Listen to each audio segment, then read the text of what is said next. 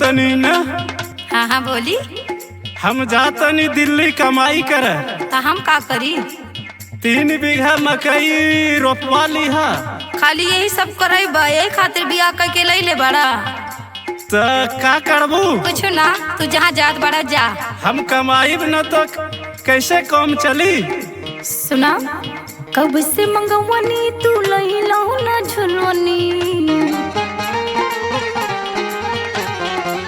खेतवा में खाली करावेला रोपनी।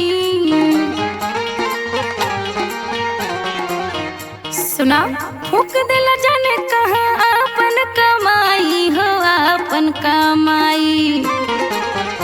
अरे 3 बीघा बोई देली जाके मकई जे बजरिया बिकाई। हाय हाय हाय तबे झुलनी की नाई हाय हाय हाय।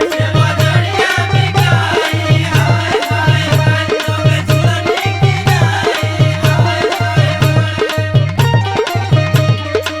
देखा तनी बात माना, बिना रुपया कमाई कैसे घर द्वार चली? तंटे खेती में हाथ बटा दा। सवेरे सवेरे हमसे खेती बाड़ी ना होई। सुना, रोज खाली भोरवे में देला जगाई। खेतवा में जाली हमके आवे वंघाई। खाली तू के बाट रोपनिया हो, फिर घूमी हो बन के महारानिया हो।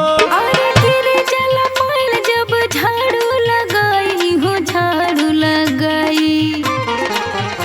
अरे 3 बीघा बोई देली जाके मकई जे बजरिया बिकाई। हाय हाय हाय तबे झुलनी की नाई हाय हाय हाय। बजरिया बिकाई हाय हाय हाय तबे झुलनी की नाई हाय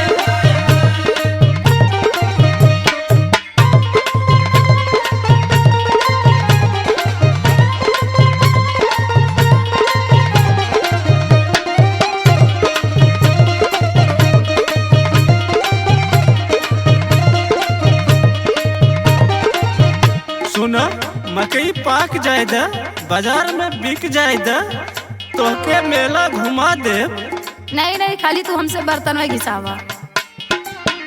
और दिन भर चौका बर्तन करावे।